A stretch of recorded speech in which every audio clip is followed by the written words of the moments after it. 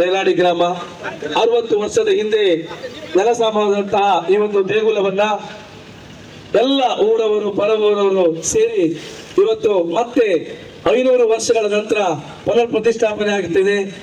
ಈ ಒಂದು ಬ್ರಹ್ಮ ಕಲಶೋತ್ಸವದ ಪ್ರಥಮ ಕಾರ್ಯಕ್ರಮದ ಅಂಗವಾಗಿ ಇಂದು ಹಸಿರು ಹೊರೆಗಾಣಿಕೆಗೆ ಈಗಾಗಲೇ ಸುಮಾರು 15ಕ್ಕಿಂತಲೂ ಹೆಚ್ಚು ಗ್ರಾಮಗಳಿಂದ ಬೇರೆ ಬೇರೆ ಸಂಘಟನೆಗಳು, ಮಹಿಳಾ ಸಂಘಟನೆಗಳು, ಶ್ರೀಶಕ್ತಿ ಸ್ವಸಹಾಯ ಸಂಘಟನೆಗಳು, ಸಹಕಾರಿ ಸಂಘಗಳು, ವಿವಿಧ ದೇವಸ್ಥಾನಗಳು, ವಿವಿಧ ಯುವಕ ಮಂಡಲಗಳು ಎಲ್ಲರೂ ಸೇರಿ ಸುಮಾರು 35ಕ್ಕಿಂತ ಹೆಚ್ಚು ಪರವೂರ ಹೊರೆಗಾಣಿಕೆಗಳು ಇವತ್ತು ಇಲ್ಲಿಗೆ ಆಗಮಿಸಿದೆ. ಈ ಒಂದು ಭವ್ಯ ಹಸಿರು ಹೊರೆಗಾಣಿಕೆಗೆ ಚಾಲನೆಯನ್ನು ಕೊಡ್ಲಿಕ್ಕಿದ್ದಾರೆ.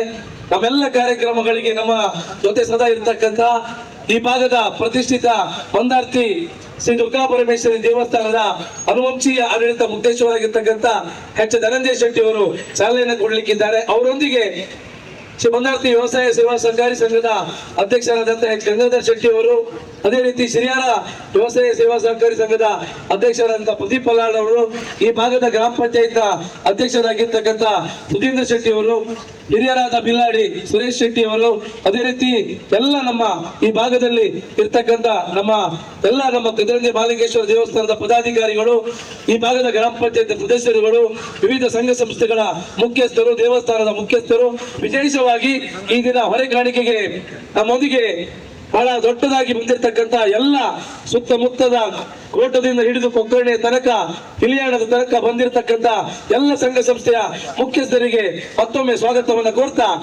ಇನ್ನೇನು ನಮ್ಮ ಎಚ್ ಧನಂಜಯ ಶೆಟ್ಟಿ ಅವರು ಸಾಂಕೇತಿಕವಾಗಿ ಈ ಒಂದು ಹಸಿರು ಹೊರೆಗಾಣಿಕೆಗೆ ಚಾಲನೆಯನ್ನು ಕೊಡಲಿಕ್ಕಿದ್ದಾರೆ.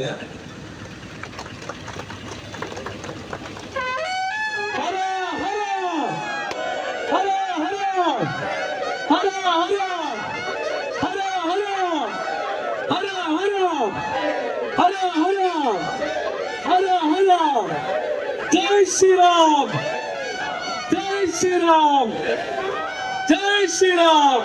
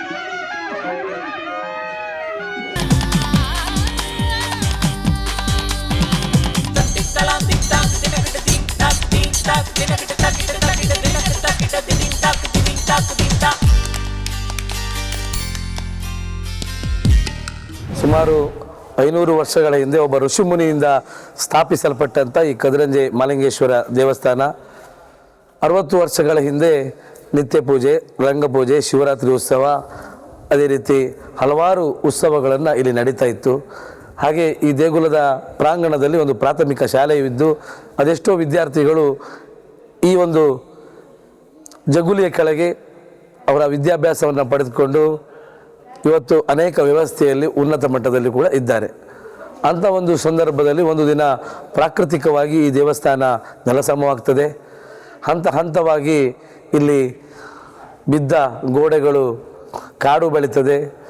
ಒಂದು ದೊಡ್ಡ ಕಾಡಾಗಿ ಪರಿವರ್ತನೆಯಾಗಿ ಸಾಧಾರಣ 50 ವರ್ಷಗಳ ಕಾಲ ಇದಕ್ಕೆ ಈ ದೇವಸ್ಥಾನವನ್ನು ಕಟ್ಟುವವರು ಯಾರು ಇಲ್ಲದ್ರು ಮುಂದೋಗೋರು ಯಾರು. ಅದು 2008ರಲ್ಲಿ ದಿವಂಗತ ಹರ್ಷ ಶೆಟ್ಟಿ ಅಂತ ಇಲ್ಲಿಯ ನಮ್ಮ ಪ್ರಮುಖರು ಅವರು ಈ ದೇವಸ್ಥಾನವನ್ನು ಮತ್ತೆ ಪುನರ್ಜೀವನ ಮಾಡಬೇಕು ಅನ್ನೋ ನೆಲೆಯಲ್ಲಿ ಅಷ್ಟಮಂಗಲವನ್ನು ಹಾಕ್ತಾರೆ.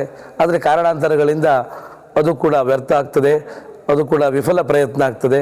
ಅದಾದ ನಂತರ ಮತ್ತೆ ಯಾರು ಕೂಡ ಈ ದೇವಸ್ಥಾನವನ್ನು ಪ್ರಯತ್ನ ಮಾಡಲಿಕ್ಕೆ ಹೋಗುವುದಿಲ್ಲ. ಆದರೆ 2020ರಲ್ಲಿ ಇಡೀ ವಿಶ್ವಕ್ಕೆ ಕೋವಿಡ್ ಬಂದಂಥ ಒಂದು ಸಂದರ್ಭದಲ್ಲಿ ನಮ್ಮೂರಿನ ಯುವಕ ಮಿತ್ರರು, ನಾನಾಗ ಗ್ರಾಮ ಪಂಚಾಯತ್ ಅಧ್ಯಕ್ಷನಾಗಿದ್ದೆ, ಇಲ್ಲಿಯ ಬ್ರಾಹ್ಮರಿ ಯುವಕ ಮಂಡಲದ ಯುವಕ ಮಿತ್ರರು ನಮ್ಮೂರಿನಲ್ಲಿ ಒಂದು ಇಲ್ಲಿ ಮಾಲಿಂಗೇಶ್ವರನ ದೇವಸ್ಥಾನದೇ ಅದ್ರ ಸುತ್ತಮುತ್ತ ಬಿದ್ದು ಕಾಡು ಬೆಳೆದಿದೆ, ಒಮ್ಮೆ ನೋಡಬೇಕು ಅಂದಾಗ ನಾವೆಲ್ಲ ಸೇರಿ ಲಾಕ್ಡೌನ್ ಸಂದರ್ಭದಲ್ಲಿ ಒಮ್ಮೆ ವಾಟ್ಸಪ್ನಲ್ಲಿ ಒಂದು ಮೆಸೇಜಲ್ಲಿ ಹಾಕ್ತೇವೆ, ನಮ್ಮೂರಿನಲ್ಲಿ ಇಂಥ ಒಂದು ಕಾರಣಿಕವಾದ ದೇವಸ್ಥಾನ ನೆಲಸಮವಾಗಿದೆ, ಇದನ್ನು ನಾವೆಲ್ಲ ಒಂದು ದಿನ ಸ್ವಚ್ಛ ಮಾಡಬೇಕು ಅನ್ನುವ ನೆನೆಯಲ್ಲಿ ನಾವೆಲ್ಲ ಒಂದು ವಾಟ್ಸಪ್ನಲ್ಲಿ ಮೆಸೇಜ್ ಹಾಕ್ತೇವೆ. ನಮ್ಮೂರಿನ ಎಲ್ಲ ಯುವಕರು, ಮಹಿಳೆಯರು, ಮಕ್ಕಳು, ಹಾಗೆ ಆಗ ಲಾಕ್ಡೌನ್ ಸಂದರ್ಭದಿಂದ ಬೇರೆ ಬೇರೆ ಊರಿನಲ್ಲಿ ನೆಲೆಸಿರ್ತಕ್ಕಂಥವರೆಲ್ಲರೂ ಕೂಡ ಇಲ್ಲಿ ಬಂದು ನೆಲೆಸಿದ್ರು. ಅವರೆಲ್ಲರೂ ಕೂಡ ಕತ್ತಿ ಹಾರಿ ಹಿಡಿದು ಒಂದು ವಾರ ಒಂದು ಆದಿತ್ಯವಾರ ಮಾಡ್ತು, ಅಲ್ಲಿ ನಮಗೆ ಕೆಲಸ ಆಗಲಿಲ್ಲ. ಒಂದು 2-3 ವಾರಗಳ ಕಾಲ ನಾವೆಲ್ಲ ಕೆಲಸ ಮಾಡಿದಾಗ ಇಡೀ ದೇಗುಲದ ಸಂಪೂರ್ಣ ವ್ಯವಸ್ಥೆಯ ಪ್ರಾಂಗಣ ನಮಗೆ ಸಿಕ್ತು. ಆಗ ನಾವೆಲ್ಲರೂ ಆಶ್ಚರ್ಯಚಕಿತ, ನಮ್ಮ ಊರಿನಲ್ಲಿ ಇಂಥ ಒಂದು ಶಿವನ ದೇಗುಲ ಇಂಥ ಒಂದು ಹಾಳು ಬಿದ್ದ ಸ್ಥಿತಿಯಲ್ಲಿರುವುದು ಕಂಡು ಇಡೀ ಊರಿಗೂರೇ ಮರುಗ್ತು. ಆದರೂ ನಾವೇನು ಮಾಡೋದು, ಇಂಥ ಒಂದು ದೇವಸ್ಥಾನ ಕಟ್ಟಲಿಕ್ಕೆ ನಮ್ಮಿಂದ ಸಾಧ್ಯ ಇದೆಯಾ ಅಂತಕ್ಕಂಥ ಮಾತನ್ನು ಹೇಳುವಾಗ ನಾವು ಪೇಜಾವರ ಸ್ವಾಮಿಗಳ ಬಳಿ ನಾನು ಹೋದೆ. ನಮಗೆ ಭಾಳ ಒಂದು ನಮ್ಮ ಗುರುಗಳವರು ಅವ್ರ ಹತ್ರ ಹೋಗಿ ಹೇಳಿದಾಗ, ಇಲ್ಲ ನೀವು ಒಂದು ಅಷ್ಟಮಂಗಲ ಹಾಕಿ ದೇವಸ್ಥಾನ ಕಟ್ಟುವುದು ಆಮೇಲೆ ಮುಂದೆ ನೋಡೋಣ ಅಂತ ಹೇಳಿದರು. ಅಷ್ಟಮಂಗಲ ಆಗಿತ್ತು. ಅಷ್ಟಮಂಗಲಕ್ಕೆ ಸಾವಿರಾರು ಜನ ಇತ್ತು. ಆಕಸ್ಮಿಕವಾಗಿ ಪೇಜಾವರ ಸ್ವಾಮಿಗಳೇ ಅಷ್ಟಮಂಗಲಕ್ಕೆ ಬಂದರು. ಆಗ ಬಂದಾಗ ಹೇಳಿದರು, ಅಯೋಧ್ಯೆಯಲ್ಲಿ ಯಾವ ರೀತಿ ರಾಮ ಮಂದಿರ ರಚನೆ ಆಗ್ತದೋ ಅದೇ ರೀತಿ ಕದರಂಜೆಯಲ್ಲಿ ಮಾಲಿಂಗೇಶ್ವರನ ಪ್ರತಿಷ್ಠಾಪನೆ ಆಗ್ತದೆ ಅಂತಕ್ಕಂಥ ಮಾತನ್ನು ಪೇಜಾವರ ಸ್ವಾಮಿಗಳು ಹೇಳಿದರು. ಆ ಪ್ರೇರಣೆಯಿಂದ ತನ್ನ ಹಿಡಿಯಲಿದ್ದ ಒಂದು ಮುಷ್ಟಿ ಕಾಣಿಕೆಯನ್ನು ಕೊಟ್ಟು ಇವತ್ತು ನೀವು ದೇವಸ್ಥಾನಕ್ಕೆ ಮುಂದೋಗಿ ಅಂತಕ್ಕಂಥ ಮಾತನ್ನು ಹೇಳಿದರು. ಆ ಪ್ರಕಾರವಾಗಿ ನಾವೆಲ್ಲ ಮುಂದೋಗಿ 3-3.5 ವರ್ಷ ಆಯಿತು. ನಾವು ಇವತ್ತು ಬಹಳ ಹಲವಾರು ಮಧ್ಯೆ ನಮಗೆ ತುಂಬ ಕಷ್ಟಗಳು ಬಂತು. ಹಣದ ಸಮಸ್ಯೆ ಆಯಿತು. ಸರ್ಕಾರದಿಂದ ಹಣ ನಮಗೆ ಸ್ಯಾಂಕ್ಷನ್ ಆಗಿ 50 ಲಕ್ಷ ನಂತರ ಕ್ಯಾನ್ಸಲ್ ಆಯಿತು. ಇದೆಲ್ಲವನ್ನು ಮೆಟ್ಟಿ ನಮ್ಮ ಊರಿನ ಜನರು, ನಮ್ಮ ಊರಿನ ಪರ ಊರಿನಲ್ಲಿರ್ತಕ್ಕಂಥ ದಾನಿಗಳು, ಬೇರೆ ಬೇರೆ ನಮ್ಮ ಸ್ನೇಹಿತ ವರ್ಗದವರು ಬೇರೆ ಬೇರೆ ವ್ಯವಸ್ಥೆಯ ಮೂಲಕ ಇವತ್ತು ಕೇವಲ ಮಾಲಿಂಗೇಶ್ವರನ ಒಂದು ಪ್ರತಿಷ್ಠೆ ಮಾತ್ರ ಆಗ್ತಾ ಇಲ್ಲ, ಇಡೀ ಊರಿಗೂರೇ ಇವತ್ತು ನಮ್ಮ ಮನೆಯ ಹಬ್ಬ ಎನ್ನುವ ರೀತಿಯಲ್ಲಿ ಇಡೀ ಊರೇ ಡೆವಲಪ್ಮೆಂಟ್ ಆಗಿದೆ, ರಸ್ತೆ ಆಗಿದೆ, ಇವತ್ತು ಪುಷ್ಕರಣಿ ಆಗಿದೆ. ಅವನಿಗೆ ಏನು ಬೇಕು ಅದೆಲ್ಲವನ್ನ ಮಾಲಿಂಗೇಶ್ವರ ಮಾಡಿಸ್ಕೊಳ್ತಾ ಇದ್ದಾನೆ. 4 ದಿನಗಳ ಕಾಲ ಈ ಬ್ರಹ್ಮಕಲಶೋತ್ಸವ ಬಹಳ ಅದ್ದೂರಿಯಾಗಿ ಸಾಗ್ತಾ ಇದೆ. ನಿನ್ನೆ ತಾನೇ ಹೊರೆ ಕಾಣಿಕೆ ಮೆರವಣಿಗೆ ಈ ಭಾಗದಲ್ಲೇ ಬ್ರಹ್ಮಾವರ ತಾಲೂಕಿನಲ್ಲೇ ಇಂಥ ದೊಡ್ಡ ಹೊರೆ ಕಾಣಿಕೆ ಆಗಲಿಲ್ಲ ಅನ್ನುವ ರೀತಿಯಲ್ಲಿ ಭಾಸವಾಗಿದೆ. ತೆಕ್ಕಟ್ಟೆಯಿಂದ ಹಿಡಿದು ಕೊಕ್ಕರ್ಣೆ ತನಕ, ಆಚೆ ಗೋಳಿಗಂಡೆ ತನಕ 10 ಗ್ರಾಮದಲ್ಲಿ ಹೊರೆ ಕಾಣಿಕೆ ಬಂದಿದೆ. ಇವತ್ತು ನಮಗೆ 25,000 ಜನರಿಗೆ ಅನ್ನ ಸಂತರ್ಪಣೆ ಮಾಡುವಷ್ಟು ವ್ಯವಸ್ಥೆ ನಮ್ಮ ಹತ್ರ ಇವತ್ತು ರೆಡಿಯಾಗಿದೆ. ಅನುದಿನ ಅನ್ನ ಸಂತರ್ಪಣೆ ಇದೆ, ಸಾಂಸ್ಥಿಕ ಕಾರ್ಯಕ್ರಮಗಳಿದೆ, ಅದೇ ಧಾರ್ಮಿಕ ಸಭಾ ಕಾರ್ಯಕ್ರಮಗಳಿದೆ. 23, 22ಕ್ಕೆ ವಿಶೇಷವಾಗಿ ಬ್ರಹ್ಮಕಲಶೋತ್ಸವ ಇದೆ. ನಾವು ಸುತ್ತಮುತ್ತಲಿನ ಎಲ್ಲ ಗ್ರಾಮಸ್ಥರಲ್ಲಿ ಮನವಿ ಮಾಡಿಕೊಳ್ತೇವೆ, ಎಲ್ಲ ಕಾರ್ಯಕ್ರಮಗಳಿಗೂ ಕೂಡ ನೀವೆಲ್ಲ ಬರಬೇಕು, ಬಂದು ಮಾಲಿಂಗೇಶ್ವರನ ಕೃಪೆಗೆ ಪಾತ್ರರಾಗಬೇಕು. 500 ವರ್ಷಗಳ ನಂತರ ಬಿಲ್ಲಾಡಿಯ ನೈಲಾಡಿ ಅಂತಕ್ಕಂಥ ಪುಟ್ಟ ಊರಿನಲ್ಲಿ ಇತಿಹಾಸ ಭರಿತವಾದ ಕಾರ್ಯಕ್ರಮ ಆಗ್ತಾ ಇದೆ, ಐತಿಹಾಸಿಕ ಕಾರ್ಯಕ್ರಮ. ಇಂಥ ಕಾರ್ಯಕ್ರಮ ಆಗುವಾಗ ನಾವೆಲ್ಲ ಈ ಕಾರ್ಯಕ್ರಮದ ಭಾಗಿಗಳಾಗಿದ್ದೇವೆ. ನಾವೆಲ್ಲ ನಮ್ಮ ಜೀವಿತಾವಧಿಯಲ್ಲಿ ಇಂಥ ಕಾರ್ಯಕ್ರಮ ಆಗ್ತಾ ಇದೆ ಅಂತ ಹೇಳಿದರೆ ನಮ್ಗೆ ಖಂಡಿತವಾಗಿಯೂ ನಾವು ಇದಕ್ಕೆ ಹೆಮ್ಮೆ ಪಡ್ತೇವೆ. ನಾವೆಲ್ಲ ಸಾರ್ವಜನಿಕರು ಕೂಡ ಮತ್ತೊಮ್ಮೆ ಈ ಬ್ರಹ್ಮಕಲಶೋತ್ಸವಕ್ಕೆ ಆಹ್ವಾನಿಸ್ತಾ ಇದ್ದೇವೆ. ಇಲ್ಲಿ ಬಹಳ ಕಾರಣಿಕವಾದ ದೇವಸ್ಥಾನ, ಯಾಕಂದರೆ ಬಹಳಷ್ಟು ವರ್ಷಗಳಿಂದ ಇಲ್ಲಿ ಸುತ್ತಮುತ್ತ 4-5 ಗ್ರಾಮಗಳಲ್ಲಿ ಯಾವುದೋ ಒಂದು ಈಶ್ವರ ದೇವಸ್ಥಾನ ಇಲ್ಲದೆ ಪೂಜೆ ಪುರಸ್ಕಾರಗಳು ನಿತ್ಯದ ಕಾಲದಲ್ಲಿ ಭಾಳಷ್ಟು ಉಪದ್ರಗಳು, ಸಮಸ್ಯೆಗಳು ದೇವಸ್ಥಾನಕ್ಕಾಗಿದೆ. ಇವಾಗೆಲ್ಲ ಭಕ್ತಾಭಿಮಾನಿಗಳು ಎಲ್ಲ ಒಟ್ಟು ಸೇರಿ ಇದಕ್ಕೆ ಆಲ್ಮೋಸ್ಟ್ ಒಂದು 3.5 ಕೋಟಿ ವೆಚ್ಚದಲ್ಲಿ ನಾವು ಇದನ್ನು ಮಾಡ್ತಾ ಇದ್ದೇವೆ. ಈಗ ಸದ್ಯಕ್ಕೆ ಒಂದು 2 ಕೋಟಿ ರೂಪಾಯಿ ವೆಚ್ಚ ಮಾಡಿದ್ದೇವೆ. ಇನ್ನೂ ಕೂಡ 1 ಕೋಟಿ ರೂಪಾಯಿ ವೆಚ್ಚ ಹಣ ಬೇಕು. ಅದರಲ್ಲಿ ಸುತ್ತುಪೌಳಿಯ ಮಾಡನ್ನು ಫಿನಿಶ್ ಮಾಡಿ ಇನ್ನೊಂದು ಮಳೆಗಾಲದ ಒಳಗಡೆ ನಾವು ಮಾಡುವ ಒಂದು ಕಾರ್ಯಕ್ರಮವನ್ನು ಇಟ್ಕೊಂಡಿದ್ದೇವೆ. ಈ ಬ್ರಹ್ಮಕಲಶೋತ್ಸವ ಭಾಳ ವಿಜೃಂಭಣೆಯಿಂದ ನಡೀತಿದೆ. ನಿನ್ನೆಯಷ್ಟೇ ಹೊರೆ ಕಾಣಿಕೆ ಸಾಬೀರ್ಕಟ್ಟೆಯಿಂದ ಹೊರಟು ದೇವಸ್ಥಾನದವರಿಗೆ ಬಹಳ ವಿಜೃಂಭಣೆಯ ಹೊರೆ ಕಾಣಿಕೆ ನಡೆದಿದೆ. ಬಹಳಷ್ಟು ಜನ ಭಕ್ತಾಭಿಮಾನಿಗಳು ಇದಕ್ಕೆ ಹಣ ಕೊಟ್ಟು ಸಹಕಾರ ಮಾಡಿದ್ದಾರೆ. ಅವರೆಲ್ಲರಿಗೂ ನಮಸ್ಕಾರ ಹೇಳ್ತಾ, ಇದ್ರ ಜೊತೆ ಕಾಣದ ಕೈಗಳು ಸಹ ಕೆಲಸ ಮಾಡಿವೆ ನಮ್ಮ ಜೊತೆ, ಅವರಿಗೂ ಸಹ ಧನ್ಯವಾದ ಹೇಳ್ತಾ, ನಮ್ಮಲ್ಲಿ ಫುಲ್ ಯುವಕರ ಟೀಮೇ ಇದೆ. ಆ ಯುವಕರೆಲ್ಲರೂ ಬ್ರಾಹ್ಮರಿ ಯುವಕ ಮಂಡಲದಿಂದ ಹಿಡಿದು ಮಹಿಳಾ ಸಂಘಟನೆಯವರು ಬಹಳಷ್ಟು ಒಂದು ಮುತುವರ್ಜಿ ತಗೊಂಡು ಕೆಲಸ ಮಾಡಿ ದೇವಸ್ಥಾನವನ್ನು ಲೋಕಾರ್ಪಣೆ ಮಾಡಲಿಕ್ಕೆ ಒಂದು ತಮ್ಮ ಕೊಡುಗೆಯನ್ನು ಕೊಟ್ಟಿದ್ದಾರೆ.